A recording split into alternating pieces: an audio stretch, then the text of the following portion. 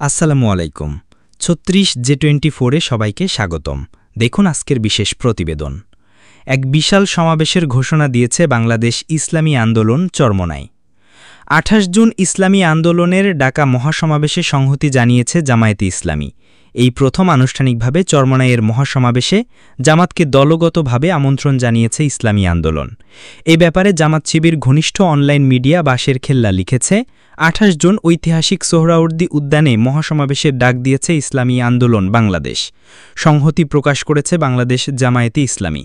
জামায়াতে ইসলামীর কেন্দ্রীয় নির্বাহী পরিষদ সদস্য ও ঢাকা মহানগর উত্তরের আমির মোহাম্মদ সেলিমউদ্দিন এক ভিডিও বার্তায় জানান, এই সময়ে বাংলাদেশের ইসলামের পক্ষে যারাই কাজ করছেন তাদেরকে আমরা আন্তরিক বন্ধু হিসেবে মনে করি। ইসলামী আন্দোলনের পক্ষ থেকে আমরা দাওয়াত পেয়েছি, আমাদের নেতৃবৃন্দ প্রোগ্রামে উপস্থিত থাকবেন। আমরা প্রোগ্রামের সাফল্য কামনা করি। এর মধ্য দিয়ে ফেসিবাদ বিরোধী চেতনা আরও শক্তিশালী হবে, ইসলাম বিরোধী কার্যক্রম আরও দুর্বল হবে, ইসলামী দলগুলোর মধ্যে ঐক্য শক্তিশালী হবে। ঐক্যবদ্ধ প্রচেষ্টাই ইসলামের বিজয়ের পথে সুগম করবে। এর আগে দেশের বিভিন্ন জেলায় হওয়া সমাবেশগুলোতে জামাতকে দাওয়াত দিয়েছে, যেখানে সংহতি প্রকাশ করে উপস্থিত ছিলেন জামাতের স্থানীয় নেতারা। সবশেষ উত্তরের কুড়িগ্রাম জেলায় হওয়া সমাবেশেও উপস্থিত ছিলেন সেখানকার জেলা জামাতের আমির আব্দুল মতিন ফারুকি ও সেক্রেটারি মোহাম্মদ নিজামুদ্দিন। এসব সমাবেশে এমন নয় যে সব দলকেই দাওয়াত দেওয়া হয়েছে, বিএনপি বা তাদের জোট শরিকদের কাউকেই আমন্ত্রণ জানায়নি। চরমোনাই কেবল জামায়াতে ইসলামী ও ইসলামী দলগুলোকেই সেখানে ডেকেছে। তারা ভোটে সব দল মিলে একটাই বাক্স দেবে, এক মার্কা নিয়েই লড়বেন জামাতে চরমোনাই খেলাফতে মজলিসের সংসদ সদস্য প্রার্থীরা। এসব নিয়ে রাজনীতির মহলে নানা আলোচনার ডালপালার জন্ম নিচ্ছিল। এতদিন জামাত ইসলামীর আমির ডাক্তার শফিকুর রহমান ৫ আগস্টের পরপরই সব ইসলামী দলগুলোর সাথে ধারাবাহিক বৈঠক করছেন, সবাইকে এক ছাতার নিচে আনতে জোর প্রচেষ্টা চালাচ্ছেন। আলোচনার ফলাফল কি হতে যাচ্ছে? যুগান্তর বলছে, নির্বাচন সামনে রেখে ইসলামী আন্দোলন বাংলাদেশ, জামায়াতে ইসলামী বাংলাদেশ, খেলাফত মজলিস, নিজামী ইসলাম পার্টি, এই ৫টি দল ঐক্যের কাছাকাছি। এসব দলের লিয়াজো কমিটি রয়েছে, দ্রুত বৈঠক করে একক প্রার্থী ঠিক করার কৌশল নির্ধারণ করতে পারে তারা।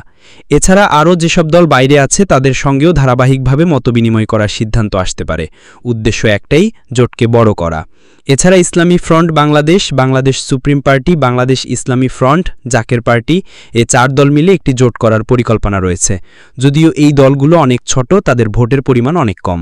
এদিকে ইসলামপন্থী রাজনৈতিক দলগুলোর সঙ্গে নির্বাচনে ঐক্য গড়ে পরবর্তী জাতীয় সংসদ নির্বাচনের লড়াইয়ের সিদ্ধান্ত করছে বাংলাদেশ জামায়াতে ইসলামী। এটাই হলো ঘটনা। এই জোটের পূর্বাভাস হলো চরমোনাই জামাত ঐক্য, কারণ বড় ইসলামী দলগুলোর মধ্যে জামাত চরমোনাইয়ের নেতাকর্মী সবচেয়ে বেশি। তো সেক্ষেত্রে একটি আসনে একজন করে প্রার্থী দেওয়ার বিষয়ে সমঝোতার জোর চেষ্টা চলছে। এ নিয়ে জামাত ইসলামী আন্দোলন সহ ৫ দল এবং এর সঙ্গে আরও কয়েকটি দলের সঙ্গে আলোচনা করছে। এর বাইরে ইসলামী ঐক্য জোট, ইসলামী ঐক্য আন্দোলন ও খেলাফত আন্দোলন কোন দিকে যাবে বা এককভাবে নির্বাচন করবে তা এখনও পরিষ্কার নয়। আবার ইসলামপন্থী একটি জোট বিএনপির সঙ্গেও সমঝোতায় যেতে পারে। তবে ইসলামপন্থী দলের একাধিক শীর্ষ নেতা বলেন, জামাত বৃহত্তর একটি ঐক্য গড়তে চাইছে, সেক্ষেত্রে ইসলামী আন্দোলনকে পাশে চায় দলটি। তবে ঐক্য গঠনে বড় প্রশ্ন হয়ে দেখা দিয়েছে, নেতৃত্ব কে দেবে, জামাত ইসলামী নাকি ইসলামী আন্দোলন বাংলাদেশ? ভিডিওটি ভালো লাগলে অবশ্যই লাইক দিন। আপনাদের মূল্যবান কমেন্ট আমাদের জন্য অনেক গুরুত্বপূর্ণ। সামনে আরও নিত্য নতুন ভিডিও পেতে চ্যানেলটি সাবস্ক্রাইব করে রাখুন। ৩৬ J24-এর সাথেই থাকুন। ধন্যবাদ।